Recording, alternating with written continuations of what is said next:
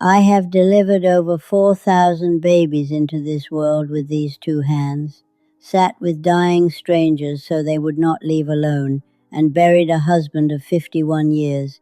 And none of that prepared me for the people closest to me who could hurt me worse than any stranger ever did.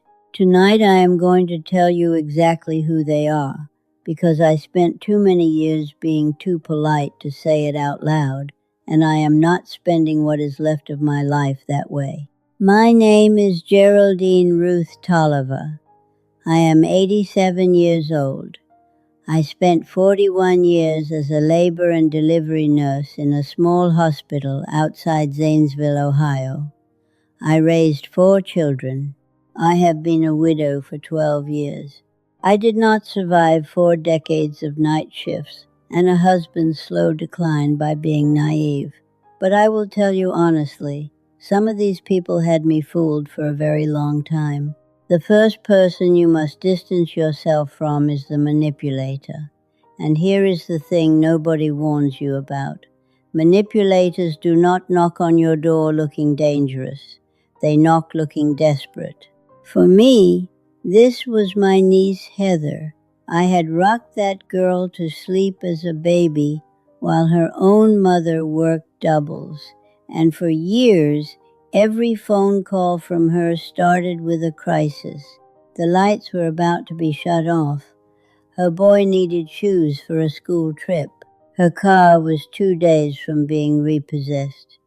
It always had to be handled tonight, or something terrible would happen by morning. I gave. Lord, I gave $4,200 one November to stop a repossession. Money I found out 8 months later never needed to be paid at all, because the loan had already been restructured.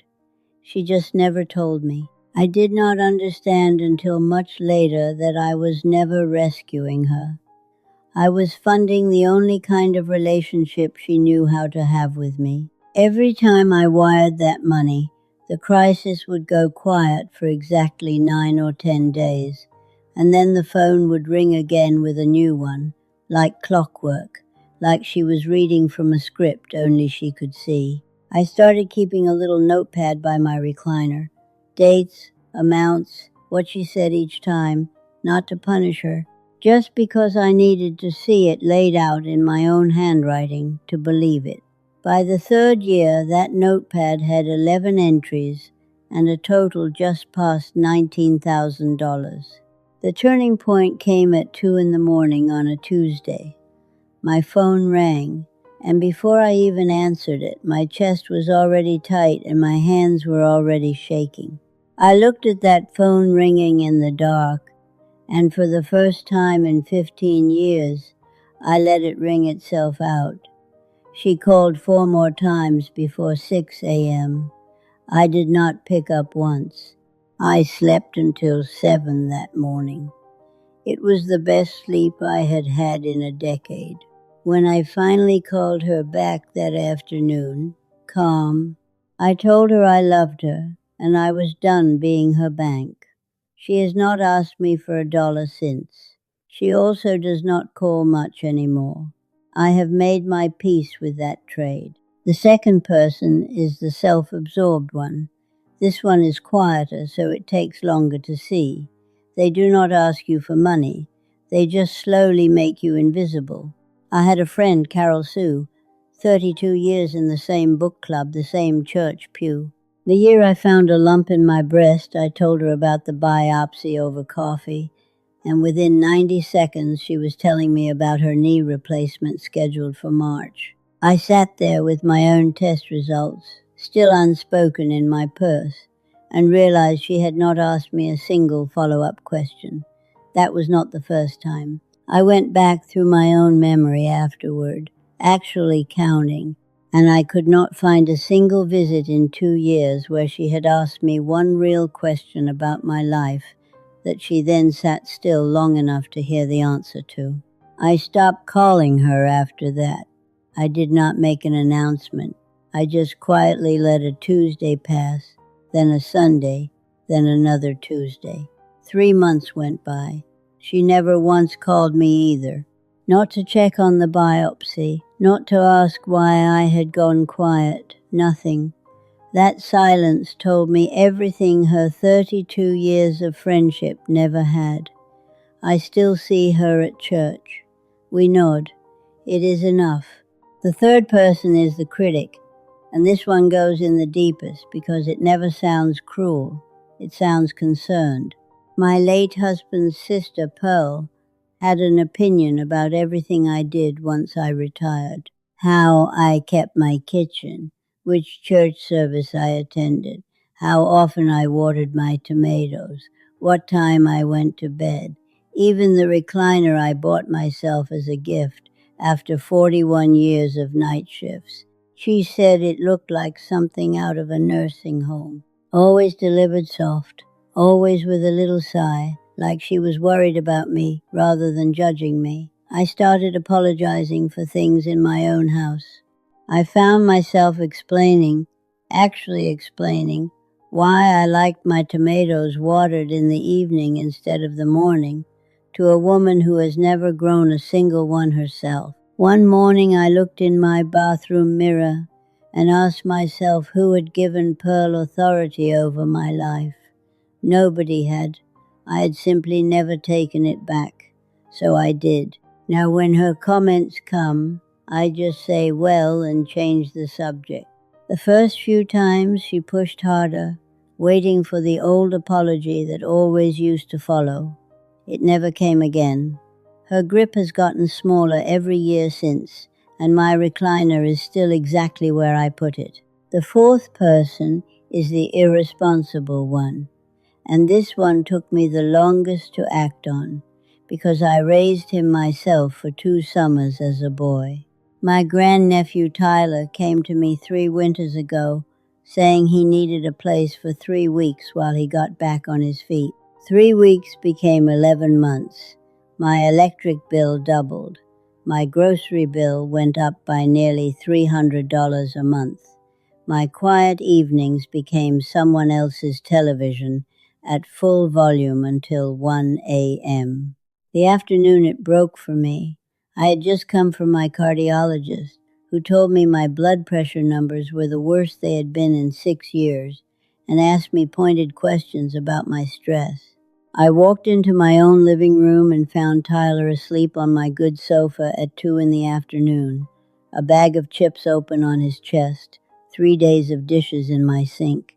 Something in me went very still. I thought about 41 years of night shifts, about raising 4 children on a nurse's salary, about burying my husband alone in a hospice room at 3 a.m., and I thought, I did not survive all of that to spend my last good years as somebody's safety net.